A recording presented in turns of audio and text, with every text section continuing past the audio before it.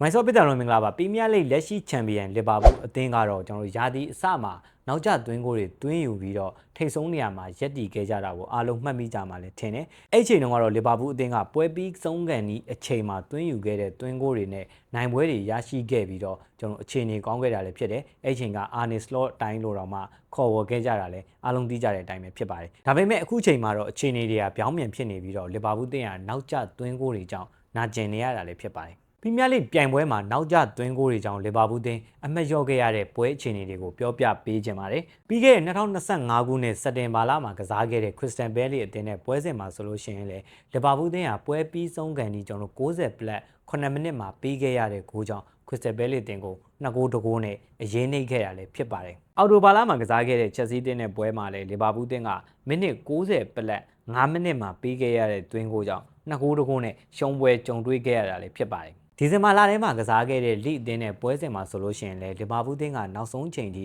အနိုင်ရခဲ့ပြီလို့ထင်ခဲ့တဲ့အချိန်မှာ90ပလက်6မိနစ်မှာပြန်လည်ပေးခဲ့ရတဲ့ခြေပါဂိုးကြောင့်တစ်ဖက်3ဂိုးစီနဲ့တရေရလက်ပဲရရှိခဲ့တာလည်းဖြစ်ပါတယ်။ဇန်နဝါရီလအစောပိုင်းမှာကစားခဲ့တဲ့ဖူဝမ်အသင်းနဲ့ပွဲမှာဆိုလို့ရှိရင်လေလီဗာပူးအသင်းကတေချာပေါက်နိုင်ပြီလို့ယူဆထားခဲ့ပေမဲ့မိနစ်90ပလက်9မိနစ်မှာပေးခဲ့ရတဲ့ခြေပါဂိုးကြောင့်2ဂိုးစီတရေရလက်ထွက်ပေါ်ခဲ့ရလည်းဖြစ်ပါတယ်။နောက်ဆုံးကစားခဲ့တဲ့ဘုံမောက်အသင်းနဲ့ပွဲစဉ်မှာဆိုလို့ရှိရင်လေလီဗာပူးအသင်းက2ဂိုးပြတ်အရှုံးကနေပြန်လာနိုင်ခဲ့ပြီးတော့2ဂိုးပြန်လည်သွင်းယူထားနိုင်ခဲ့တယ်ဆိုပေမဲ့လည်း90ပလက်5မိနစ်မှာပြန်လည်ခွင့်ပြုခဲ့ရတဲ့ဂိုးကြောင့်3ဂိုး2ဂိုးနဲ့အရေးနှိပ်ခဲ့ရလည်းဖြစ်ပါတယ်။ဒါတွေကိုကြည့်ရရင်လီဗာပူးအသင်းနောက်ကျသွင်းဂိုးတွေကြောင့်ရမှတ်တွေအများပြားဆုံးရှုံးနေရတာကိုတွေ့ရမှာလည်းဖြစ်တယ်။ပွဲပြီးကန်ဒီမှာအာယုံစိုက်မှုတွေညော့နေတာကြောင့်လည်းနောက်ကျသွင်းဂိုးတွေပြန်လည်ခွင့်ပြုပေးနေရတာလို့သုံးသက်မှုတွေလည်းရှိထားပါတယ်။လက်ရှိချိန်တွေမှာလည်းလီဗာပူးအသင်းကပီးမီးယားလိ9ပွဲဆက်နိုင်ပွဲပျောက်ဆုံးနေပြီးတော့4ပွဲတရေတပွဲရှုံးနေထားတာလည်းဖြစ်ပါတယ်။လီဗာပူးအသင်းကလက်ရှိချိန်မှာလည်းနောက်ဆုံးကစားရတဲ့ပီးမီးယားလိ9ပွဲဆက်ကို